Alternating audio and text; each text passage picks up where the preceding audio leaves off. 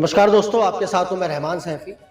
और जिस तरह से हम कई दिन से देख रहे हैं कि एक महिला कर्मचारी और एक नहीं कई सारी महिला कर्मचारियों को शादरा साउथ जोन की डीसी मैडम वंदना रॉय जी ने अपने घर पे बंधुआ मजदूर बनाकर काम करवाया। उसमें से एक कर्मचारी हॉस्पिटल पहुंची है क्योंकि वो मानसिक जो उत्पीड़न है उसको झेल नहीं पा रही थी। इसी कारणवश हॉस्पिटल में उनको एडमिट कराना पड़ा। तो मैं सीधा उनके पास ही आया हूँ, उनसे ये जानने आया हूँ कि आखिर ये पूरा मामला क्या है, वंदना रॉय जी ने क्या किया। ये कर्मचारी जो है अपनी उर्मिला जी इनका नाम है, उर्मिला जी खुद अपनी जबानी अपनी ही आप बीती बताएंगी, क्योंकि जानना और बताना आम कर्मचारियों तक जरूरी था क्योंकि ये उत्पीड़न और कर्मचारियों के साथ ना हो। उर्मिला जी क्या क्या मैटर हुआ पूरा मैं शुरू से जानना चाहता हूँ आपसे। मतलब हम शुरू से ड्यूटी पे गए थे वहाँ पे, हम्म। तो हमें बस यही बताया गया था कि तुम्हें 2-4 दिन जाना, मैडम का ट्रांसफ़र हो जाएगा, तो फिर मैडम चली जाएँगी। हम्म। ये करते-करते 2 महीने हो गए। जब हम सफाई के लिए गए थे वहाँ पे झाड़ू-पोछे के लिए, हम्म। फिर जब 4-5 दिन हमने सफाई करी, फिर बाद में हमें खाने का भी ऑर्डर दिया गया कि तुम्हें खाना बनाना और मिला, तुम खाना बनाओगी। हम्म। चलो इन्होंने कहा था हमारा नौकर गया हुआ है, तुम 1-2 दिन खाना बना दो। मैंने कहा चलो ठीक है। मैंने 1-2 दिन खाना बनाया, फिर 4-5 दिन हो गए, मैंने कहा सर आपका मैडम का मामा जी रहते हैं वहाँ पे, मैडम नहीं रहती, उनके 2 बच्चे भी हुए हैं। तो हस्बैंड वाइफ तो दोनों ड्यूटी चले जाते थे। मैंने कहा सर आप अपने खंसाने का इंतज़ाम करें, मैं खाना नहीं बना पाती हूँ, मैं अस्थमा की पेशेंट हूँ, मैं छोंक वगैरह से मुझे परेशानियाँ होती हैं, तो आप अपने नौकर को रख लीजिए।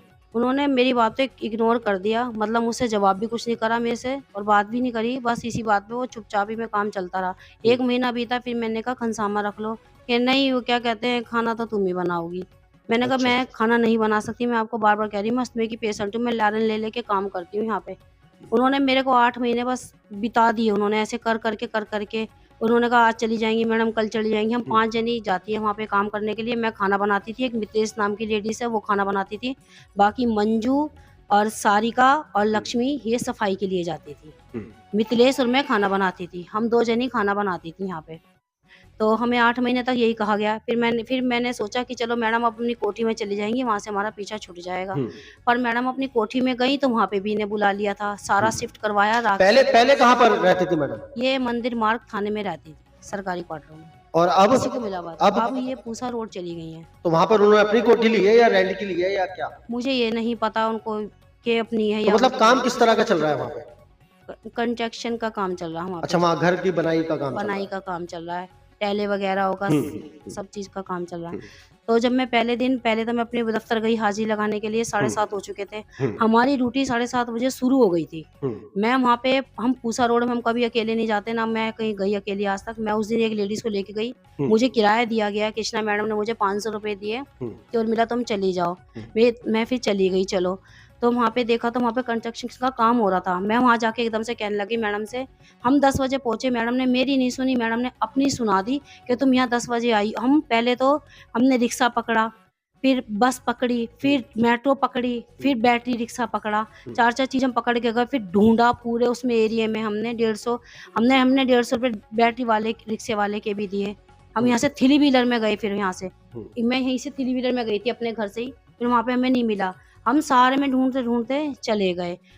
जब एक दिन में तो परेशानी होगी, दूसरे दिन तो कोई परेशानी नहीं होगी। पहले दिन तो हम थ्री व्हीलर में गए, तो वहाँ पे कहने लगी, मैंने कहा मैडम 10 कहने लगी 10 बज रहे हैं, अब कोई टाइम है तुम्हारा यहाँ पे आने का? अब 10 बजे आई तो शाम के 6 बजे छूटोगी। मैंने कहा मैडम आप हमारी तो सुनाओ, आप अपनी सुनाओगी हमें। पहले हम अब दफ्तर गए, फिर हम यहाँ आए तो टाइम तो लगेगा मैडम आने के लिए। बिल्कुल बिल्कुल। तो उन मैडम ने हमारी अच्छा बकर-बकर मत करो, अपना काम करो और 6 बजे जाना है यहाँ से 5-6 बजे मैं कह के जा रही हूँ। अच्छा। चलो मैडम भी उस टाइम थी साथ में हमारे, मैडम ने काम कराया हमारे साथ में। चलो भई मैंने कागज़ सारे 5-6 मैंने कार्टून खाली करे थे उस टाइम पे और धूल इतनी आ रही थी, जब मैं बाहर जाती हूँ तो तो मेरी मतलब परेशानी ये बात बिल्कुल ठीक है आपकी, मैं समझ रहा हूँ इस बात को। मैं ये और भी जानना चाहता हूँ आपसे, क्या आपके साथ या उन सभी कर्मचारियों के साथ उनका एक जैसा व्यवहार था? जिस तरह से ये उत्पीड़न या आप सभी कर्मचारी शिकार हुई हैं, तो अभी आपकी मानसिकता क्या है? मैडम ने क्यों करा आपके साथ ऐसे? मुझे तो पता नहीं, मैडम ने तो बस ये काम कराने चक्कर में मैं पहले दिन गई कोठी में तो मेरी तबीयत खराब हो गई। मैं रात को 2:30 बजे तक नहीं सोई। मेरे हस्बैंड ने मुझे फिर लैरन दिया, मैंने लैरन लिया, दवाई खाई रात को 2 बजे। फिर मैंने अगले दिन कह दिया था भई मैं ड्यूटी नहीं जाऊँगी। मैंने अपनी एसआई को कहा मेरी हो रही है तबीयत खराब, मैं वहाँ ड्यूटी पे नहीं कौन से वार्ड में कार्यरत थे आप? मैं 227 में करती हूँ। 200। तो वहाँ के इंस्पेक्टर, वहाँ के एएसआई या एसआई ने आपको मैडम के घर पे ड्यूटी करने भेजा या मैडम ने खुद किसी के जरिए आपको वहाँ बुलाया? नहीं, मैडम ने बुलाया था। जब मैडम प्रेशर डालेगी छोटे अफ़सरों के ऊपर तो अफ़सर तो भेजेंगे। वो तो मैं भी तो समझती हूँ। मतलब किस अफसर को आपने भेजा ये सब बात आप तक आपको वहाँ बुलाने के लिए?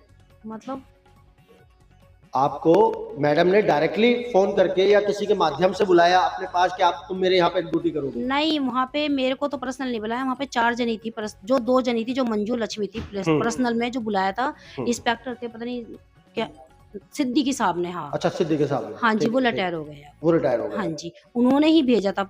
अब वो धीरे-धीरे खाना बनाने के भी कहने लगी, तो फिर वहाँ पे बढ़ गई 5 जनी, कि 2 जनी खाने पे रहेंगी, 3 जनी सफाई कर्म उस पे रहेंगी, काम पे रहेंगी। ठीक है, ठीक तो है। ऐसे हम एक बात 5 और जने। उर्मिला जी, हाँ जी। तकरीबन 8 महीने आप बता रही हो कि आपने 8 महीने वहाँ पे मंदिर मार्ग में तो झेला, वो तो ठीक है, और जो मैं कोठी पे गई हूँ, मैं एक ही दिन गई हूँ जब से मेरी तबीयत खराब हुई, उसी दिन मेरी फर्स्ट दिन था जब मेरी ज़्यादा तबीयत खराब हुई है। तो आपने कभी इस बात का सवाल नहीं उठाया किसी से, अपने इंस्पेक्टर से या नहीं, एएसआई किसी से से कुछ कि नहीं। मैं एक सफाई कर्मचारी हूँ, मेरी ड्यूटी सफाई करने की है, झाड़ू लगाने की है या कूड़ा उठाने की है, ये घर पर जाकर बंधुआ मजदूर बनने की ड्यूटी कोई है आपकी? एक नहीं, सरकारी कर्मचारी तो ये नहीं कर सकता। आपने कभी सवाल नहीं उठाया इसका? ये सवाल नहीं उठाया, पर इन 8 महीने में मैं 2 दफ़ा हॉस्पिटल में रह आई हूँ। जीटीबी का भी मेरे पास पर्चा है, जहाँ मैं मेरे वहाँ पे काम करने से ना, यहाँ पे मेरी गर्दन में कुछ नस में प्रॉब्लम आई थी, मेरा वो भी ऑपरेशन हुआ हुआ है। तो अभी आप क्या सोचती हो, मतलब आपके जैसी जो भी कर्मचारी वहां पर बंधुआ मजदूरी कर रही थी, अभी उनको कैसे इंसाफ सोचती हो, या कोई डर है कि आप किसी अधिकारी का आपको इस टाइम? मुझे तो किसी चीज का डर नहीं है, मैं डर की नौकरी क्यों करूंगी किसी के नीचे। हम सरकारी मजदूर, हम सरकारी काम करने वाले हैं, ना कि हम किसी के बंधुआ मजदूर। बिल्कुल। तो ये सवाल आपने 8 महीने से क्यों नहीं उठाया? 8 महीने इसलिए उठाया, तो हमें ये कहा जाता है ना, मैडम आज चली जाएंगी, कल चली जाएंगी, कल चलेंगी, फिर ये कहते हैं सबर होता हर चीज का, हमने सबर करा था हर चीज, अब हो गया सबर से ऊपर। मतलब आपको कोई अपने बस ये सस्पेंशन का सस्पेंड का धमकी देती थी कि सस्पेंड कर दूंगी, या तो मैं उठा के नारायण फेंकूंगी, जब भी तुम वहाँ बस से जाओगी ना पता चलेगा। हमें ये इस चीज का डर था कि कहीं उठा के मतलब आपको सच्ची में ना ट्रांसफर फेंक की और सस्पेंड की धमकी दी जा रही सस्पेंड, बस डर था इस अभी चीज जिस का। तरह से आप हॉस्पिटल के इस बेड तक पहुंच गई हैं, तो अभी क्या ये डर आपको नहीं सता रहा, या बाकी उन कर्मचारियों को कि आपको ट्रांसफर या टर्मिनेट कर दिया जाएगा? हाँ, कोई नहीं।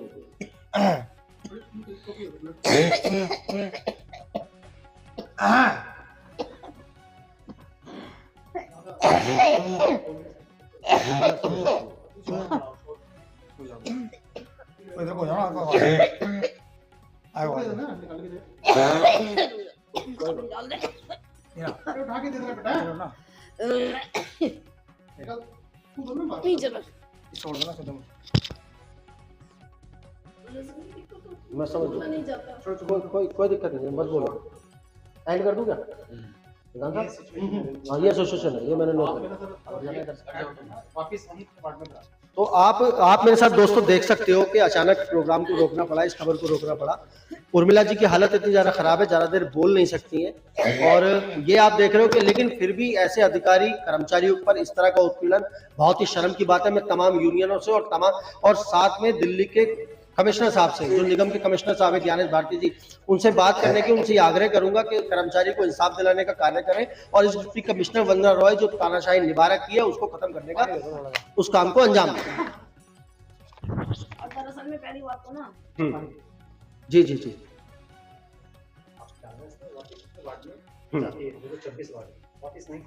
मैं आपको एक बात और यहाँ पर बताना चाहता हूँ कि मैडम का ना मुझे ये था, अगर हम उनसे सीधे माथे से बात करते थे ना, एक दफा मिथिलेश ने पूछा, पराठे में बना रही थी मैडम, दही नहीं है, आप जा रहे हैं, चाय नहीं है तो काहे से खाएंगे, क्या खून से खाएंगे अपने, या खून पियेंगे हम अपना? अच्छा, कुछ बना के दो, ऐसी दही से दे दो।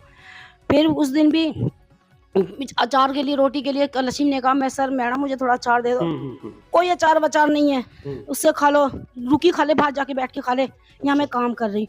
मुझे ये चीजें बहुत खली कि भाई मेरी बहनों के साथ ऐसा करा गया, मुझे ये अच्छा नहीं लगा। तो मेरे साथ उन्होंने कुछ नहीं करा, पर मेरी बहनों के वापस से साथ। आपको कमिश्नर मैडम के वापस से जो है उनके घर पे पहुंचना है, या अपने वार्ड में वापस कार्यरत हो? मुझे तो अपने वार्ड में जहाँ से मैं आई हूँ, विनोद दरोगा मेरा 226 विश्वास नगर में हूँ मैं, मुझे वहीं वापस भेज दिया जाए, जहाँ के अभी एडिशनल में काम नरेंद्र कुमार शर्मा जी देख रहे हैं। और मैं कमिश्नर साहब से वापस से इस बात को कहना चाहता हूँ कि कमिश्नर साहब, ये आप ही के कर्मचारी हैं और आप ही के अधिकारी हैं जो इस तरह का उत्पीड़न आपके कर्मचारी के साथ कर रहे हैं, आपकी नाक के तले। तो दोस्तों मिलते हैं आपसे अगली खबर में, इसी खबर को आगे बढ़ाते हुए, तब तक के लिए जय हिंद, जय भारत, जय संविधान।